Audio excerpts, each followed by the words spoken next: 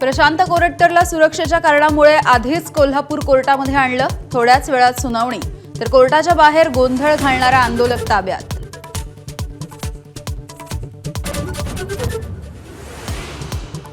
सौगाते मोदी हा उपक्रम हे भाजपचं ढोंग. खासदार संजय राऊतांची टीका. मुस्लिम बहुल भागामध्ये मतं वाढवून दाखवण्यासाठी षडयंत्र असल्याचा संशय सुद्धा व्यक्त.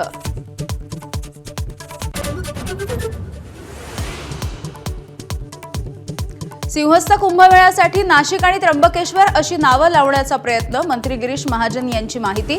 साधू महंतांमधील वादावरती सरकारकडून तोडगा.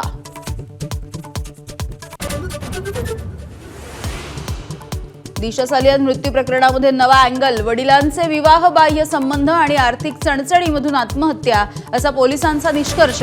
मालवणी पोलिसांच्या आधीच्या क्लोजर रिपोर्टमध्येही आत्महत्याच असल्याचं नमूद.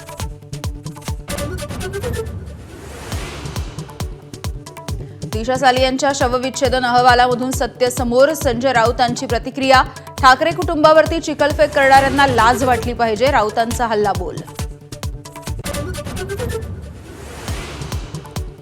लाडकी बहीण योजनेला आयकर विभागाचा असहकार. लाभार्थ्यांची माहिती न दिल्यामुळे लाडक्या बहिणींची पडताळणी रखडली.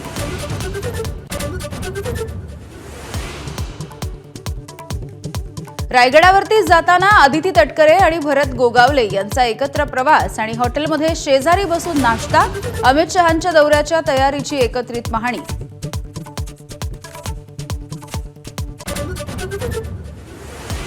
महाराष्ट्रातल्या महिलेची पतीकडूनच बंगळुरूमध्ये हत्या. मृतदेह सुटकेसमध्ये भरून पुण्यात पळ.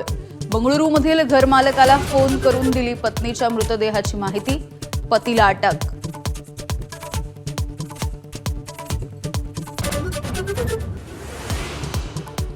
रिलायन्स इंडस्ट्रीजचे अध्यक्ष मुकेश अंबानींच्या संपत्तीमध्ये गेल्या वर्षभरामध्ये 1 लाख कोटी रुपयांची घट. जगातल्या 10 अव्वल श्रीमंतांच्या यादीमधून बाहेर. पण आशियातल्या सर्वात श्रीमंत व्यक्तीचा मान कायम.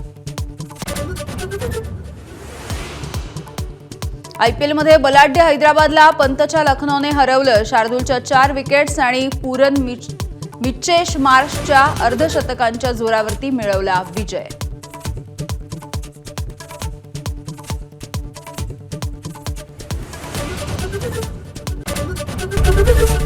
एबीपी माझा, उघडा डोळे बघा नीट.